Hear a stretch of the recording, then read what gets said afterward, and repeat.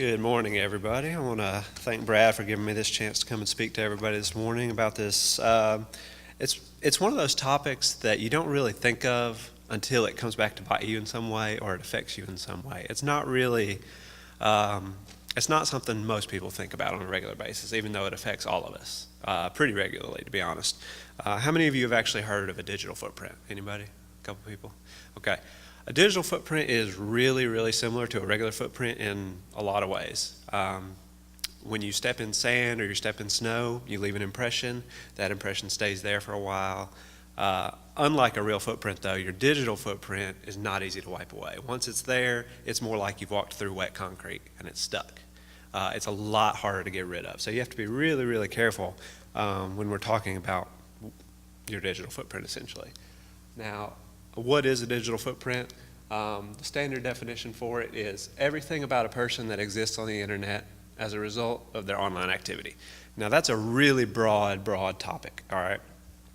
That can be everything you've ever done on the internet. And essentially now, that's everything you've done on your phone, everything you've done on your computer, everything you've done on your tablet, your TV, everything. You know, the internet is attached to everything these days, and it's becoming more and more so. So it's one of those topics. We can talk about it quickly. It can be a 10, 15-minute chapel like we're doing today, or you can dive deep, get into actually why it works the way it works, why the code, how the code is sent, why it's saved, why it's still there 20 years from now. So there's a lot of different things about it. It can be taught over a full semester at some colleges, and they do that. They make it an important topic for a lot of the IT and technology majors out there these days in a lot of schools. Like I said, most people don't really think of it until it affects them negatively, and then that's when you realize, oh, I should have probably not left that there, should have probably not saved that, probably not put that picture up on Facebook, things like that. What does that include? Your digital footprint is essentially it's everything, like I said. It's everything you've ever posted on social media, comments, pictures, posts, likes, tweets, videos, YouTube, anything and everything, essentially. As long as it's on the internet, even if you go to YouTube and delete a video, it's still there saved on YouTube servers. So you have to be really, really careful what you're putting up. All of the different social media sites, Twitter, Facebook, Snapchat, Google+, YouTube, Instagram, all of those. Most of those social media sites now are geared towards images. They're geared toward videos, geared toward graphics. All right, so graphics are a lot more incriminating than text is generally because it's obvious. You see what you see, you get your impression, and that's that. So when you're putting things on Facebook, you're putting things on Twitter, you're putting things on YouTube, you really have to be conscious of what it is, how people are going to take that subject. All right. Are most of y'all familiar with Snapchat now? It's been around 3 or 4 years now. It's pretty standard social media these days. It's caught up with Twitter, it's caught up with Instagram, it's caught up with Facebook now. It's one of the top 4 these days. All right. Now, the thing about Snapchat, the reason it got so popular was because you could send a message to somebody, video, image, graphic, whatever, and 30 seconds later it was supposedly deleted. All right. Now, it was deleted off your phone, it was deleted off their phone, unless they screenshot it. Then it's still there, and then they have it. Now, they did away with that, but Snapchat built in a filter where you could make sure nobody could screenshot your images. Well, they just came out with more apps that could bypass that filter. So there was ways of saving it pretty much no matter what. And then on top of that, Snapchat was sued in 2014 because everything that was supposedly deleted was sitting on a server in Snapchat's facilities. So it really was still there. All right. App usage, this isn't directly affecting you as much. It's more of how websites track you, track what you're doing, track what you're using, more specifically on phones and tablets than on computers. But let's see, iPhones as an example, because that's what I have, they will actually record how long you're using a specific app, how long you're on Facebook, how long you're on Twitter, how long you're playing a certain game. It'll record how much energy, how much of your battery is actually being used by that app. It'll record how much data is being used of your data plan by that app. So there's tons of data to be saved by using different apps. You have to be really, really careful with pictures, graphics, things like that. As far as what's tracked on your app usage, it's not really that important. It's just it's good to know that what you're doing is being saved and somebody has access to that data. So if you're using Twitter, Facebook, if for some reason you had a company Facebook account and they realized you were on it 24/7 nonstop, and you weren't doing your work, they could actually track that and they could find out. All right, emails, Skype, instant messages, iMessage, text messages, all of that, every bit of that. The way most messaging things like this work, Skype calls, excluded from this, you send a message from your phone, from your computer, from your tablet, it goes to a server somewhere. Then it goes to the person you're sending it to. It's not a direct connection like a lot of people think it is. So your text gets sent, it gets saved on a server, then it gets sent on to where you want it to go. So even if you don't know it, if you delete that text from your phone, it's still there. Somebody can still have access to it unless those servers are destroyed or it's erased from those servers someday. Which is, there's a lot. My father-in-law got a smartphone 2 years ago. And he finally switched to a new phone because he had saved all of his text messages. He dropped it, broke it, and when they tried to transfer it, he had over 20,000 text messages in 2 years. All right, now he's an elder, he's a busy man, he's got a lot going on, but it's all there. 20,000 text messages saved on his phone, 20,000 text messages saved on a server, and that's just over 2 years. So imagine if you've had a phone since you were driving, or since, I got a phone when I turned 16 when I got my first car. So that's when, 12 years ago now, I've probably texted 100,000 times or more easily. It's all still out there. You just gotta, you know it, it's there, you know people have access to it, you just gotta be careful. All right, online purchases and subscriptions, all of that's trackable. The credit card information, house address, phone number, email, all that stuff's encrypted. It's still there though. Somebody can get access to it. That's why you've been having all these hacking instances where Target got hacked, got a bunch of people's debit cards. Regions Bank had a hack a while back, got a bunch of people's credit information, all that. That gets into more into data encryption and identity theft than what we're talking about today. But again, that's one of those things. If you're using the internet, it's there. People have access to it. They just got to know how to get to it. All right. Now, Google is, it's the extreme version of tracking. All right. If you put something in Google, everything else on your computer is going to know about it. You put something in Google search bar, you search for that new PS4 you wanted for Christmas. Every single thing on Facebook now is going to show you a PS4. It's going to show you a sale. Everything on Amazon is going to want to show you those things. So you're being tracked, basically, any type of search bar, whether it's Bing, whether it's Amazon, whether it's Yahoo, whether it's Google, all of it's being tracked. All of that data is being saved, and it's being used to cater towards you. So, for instance, this past year, we had a baby in October, and my wife spent probably from April until she was born just searching baby stuff nonstop on my computer. She has a perfectly good computer, but she used mine. So every single advertisement there was baby stuff. I couldn't get away from it. I couldn't get it out of my mind, which is not a bad thing, but it's not necessarily what I wanted to see on a daily basis either, to remind me of it. All right. Again, once it comes time for Christmas, all those things are shopping for people. My wife likes to use my computer for that. I don't know why. She just does. But everything, she was shopping for purses for her mom, so every ad I had was purses. She's shopping for a new wallet for her brother. I got tons of ads about wallets, all right? That's just kind of the thing with shopping, with Google, with searches. All of that data is being saved. That data is not as incriminating as, like I said, Facebook images, Twitter, Instagram, all that. You don't have to worry about how you're being tracked as much when it comes to searching things. Search history obviously is something that employers can go back and look at, whether you delete it or not, they can still get to it.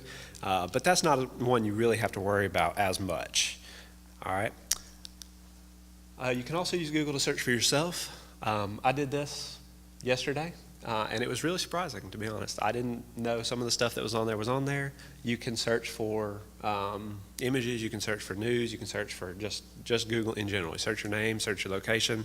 I searched just plain Justin Connolly, by the way, and that didn't work out because there were like hundreds of them. So you have to search a little more specific to get to this information, but it's there. If somebody's willing to go and find it, such as an employer, an elder, a preacher, they can find it. It's going to be there, whether it's information from Facebook, whether it's information from a news article a long time ago, whatever, it's all there. All right, for instance, this is I think it's a news article from 2000. All right, I was 12 years old. I made all A's and B's in sixth grade. It's there, all right? It's saved. It's there. I don't know, it's not really important, but it's there. The principals list? Is that what it's called? Yeah, sure. That's what I made then, all right? This is a news article. Sorry it's so small, but this is a news article from when I played soccer in 2004. We made the state championship. We were going on to regionals. It's got a list of all the players on the team, where they live, just standard information, but it's there, all right? This is another list of the graduates from Tupelo High School, where I graduated from. It's 400 of us, but my name's on there. This is from when I played soccer at Freed Hardeman in 2008.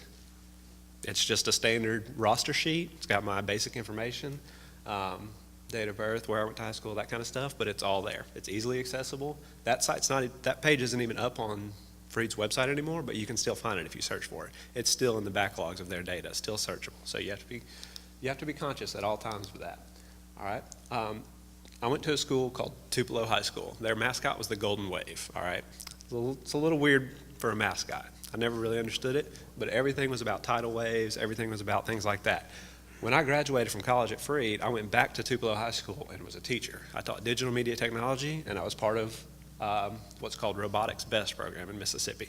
I was a mentor and teacher for that. They built robots. My name's there as a mentor and teacher, so people know I was a teacher, 2013. It's just another one of those things they're tracking. This is from a online newsletter that Tupelo High School sent out back in 2013, and their logs went back to 2008, I think. So anything from 2008 on is still there. All right. This is just a regular newsletter from church I went to in Tupelo. It's got my birthday, November 15th. It's right there for anybody to find. This is from 4 years ago, but it's still there. All right. And then I think this is... I spoke there once, and Justin does not remember. I don't know. I don't know if I was in college or what. I don't think I was there that day, but... What? Well, if it wasn't on the internet. Yeah, if it wasn't on the internet, I don't know. All right, this was actually just an image of when my wife and I signed up for a baby registry on Amazon. It wasn't even an actual website. I just went to Google Images and found this. I don't know why. I don't know why there was a snapshot of this, just an image, but it was there for some reason. There's no information there, just saying that I had a baby and that I have a wife. But that's information that people now know, okay? So what we've learned about me in this short thing, you learned that I lived in Tupelo, Mississippi. I went to school in Tupelo, Mississippi. I worked in Tupelo, Mississippi. I graduated from high school in 2007, so you can guess how old I am. I played soccer through college from at least 2004 when I first started high school. I played from when I was like 4, but that's not important. I played from at least through college. I was a teacher at Tupelo High School in 2013, so you know where I worked, where I was living. You know, I was born on November 15th, and if you put that together with when I graduated high school, you can pretty much just estimate how old I am. So you can find my age. You can find out that I was married, had a baby in October, and now I'm a father, all right? So there's a lot of information just from Google. This doesn't even include social media. This doesn't include Facebook, doesn't include Instagram, doesn't include Twitter. I'm all over those as well. I don't have an account in Instagram, but my wife takes pictures all the time and puts them up there. All of that is there, okay? All that information is still there, it's still accessible. You can learn a lot about yourself. You can learn a lot about future employees. You can learn a lot of things that way. So you do have to be careful. Basically, what we found here, 17 years ago, I made A's and B's in sixth grade, and it's still on the internet. So there's literally anything that's ever been put on the internet is pretty much still there. Unless the servers have been destroyed or deleted, it's still there, and you have to worry about it. All right, that search took me a total of 5 minutes to find all that information. Took longer to put it in Photoshop and cut it and make it fit the PowerPoint, but it took 5 minutes to search it, all right? So it really doesn't take long. If somebody wants to dig deeper, they could probably find a lot more information about me. Probably all good stuff, but you know, it's there, all right? So you got to worry about it. It's one of those things you need to be conscious about. Most people, like I said earlier, most people aren't conscious about it until it affects them negatively. All right, found all of that information. I didn't even have to look at social media. You add in Facebook and other sites, and you'll know a lot more about me. All right, consequences, they can be good consequences, can be bad consequences, but there are consequences of what you do on the internet, no matter what. You can be fired for social media posts. There's been a lot of news articles lately about people posting political views, going on rants about their bosses, going on rants about their school, store policies, customers, things like that, and getting fired for it. You don't have to break the law. You don't have to do anything wrong. If it's just against their policy, you can get fired for it. There was an image, I think it was in Tupelo, a few years back. It showed a Taco Bell employee with just a giant stack of hard-shelled tacos, and he was just licking them. Put it on Facebook, he got fired the next day. More often than not, it's pictures that are going to be incriminating and that are going to get you fired, pictures and videos. But you do have to be careful, even with text as well. All right, going on rants, things like that, it's just never really a good idea with social media. That's not what it's for. It's not what it's meant for. It's not what it should be used for, and it's bad for your image. It's bad for your digital footprint. All right, inappropriate images, that one's pretty self-explanatory. Don't need to go into detail on that. Just be careful with your images. Be careful what you put up there. Even if you're just at a social event and somebody happens to be drinking a beer in the background, that's in your picture. They might not know you close enough to know that you don't drink. They might think you do just because it's there. But it's there. They'll get their own opinions from that image. All right. Your digital footprint can make you look unprofessional. All right, you have to be careful with this one. Immature or outdated email addresses can impact your job searches. A lot of times your email address or your name you put on an application is their first impression of you. If you have some names like slickrick@email.com, lostfan98, I need a job @email.com, headshot123, these are not professional. They don't look professional. They don't seem professional in any way. When you're going on a job search, it's time to get a real email with your first initial last name @gmail.com. Hotmail.com, what? I'm not desperate at home. Not a good one. No, definitely wouldn't use that. So when it's time, though, to start job searching, and I know some of you already have jobs, some of you haven't ever had a job, but eventually you will have to look for one. You'll be sending out applications. You'll have to put an email on most of those, pretty much all of them today. So you might want to think about creating a professional email for that. All right. You may be at disadvantages in another way if you've never used the internet. This is not so much of a problem if you've grown up in America, but a lot of people who've grown up in foreign countries haven't had access to the internet growing up. They might not have a digital footprint at all. They might not have a Facebook page, might not have Twitter, might have never even used the internet until they came over here. You don't really know. But that can be a disadvantage as well. Posting positive, uplifting posts about something you've done for your church, something you've done on a mission trip, there's nothing wrong with that. Those are good things. And if you're going into ministry, that's a great thing to have, because when an employer is looking at you, they're going to check your Facebook page. They're going to look up what your Instagram looks like. They're going to see these pictures. If you have positive things like that, that can give you an advantage. If Barron has the exact same resume as me, the only difference is our Facebook pages, and I've got some uplifting quotes and things like that, and he's just got pictures from a football game, whatever, they might lean more towards me. It's a personal thing. With what you post, you can post whatever you want. You just generally want to tend to keep it more positive these days. All right. You can also clean up your digital footprint if you need to. This is a worst case scenario. You can delete your Facebook page. You can delete your Twitter account. You can delete your Instagram. They're all still going to be there, but they're not easily accessible once you've deleted them. They can still get them from Instagram, from Facebook, from their servers, but an employer is not going to be able to search for them and find them if you've deleted them. And that's a worst case scenario. That's the A-bomb of the possibilities here. You don't need to do that unless it's just nothing but garbage on that. So for most people, that's a big step that is not necessary. All right. In some situations, it may be best to delete some. I just said that. All right. There are programs that can be used to track the internet for content that you specify by keyword. You can use this personally, for a business, for a school. I could use this for Heritage. I could use this for our church, Sherrod Avenue. I could use this for my specific name. I could use this for my job title. I could use this for a lot of different things. The most obvious, or the most common one, is Google Alerts, and it's a real simple program to use. You just type in keywords, specifically Justin Connolly, Justin Lee Connolly, Mr. Justin Connolly, anything like that. And then it will search news articles, it'll search text, it'll search images, it'll search graphics, anything with those things popping up, I'll get an alert about it and I can see what's on the internet that way. So you can see if you're trending towards having bad things on the internet and a bad digital footprint, you can change that. All right, and then there's one called Mention that's a lot more robust. I believe it's still free. I know Google Alerts is free. Mention used to be free. As far as I know, it still is. But it goes one step further. It's able to search text, images, videos, but it can also go into social media and search that as well, which is going to be a lot more stuff that Google Alerts doesn't generally do, unless they've added that very recently.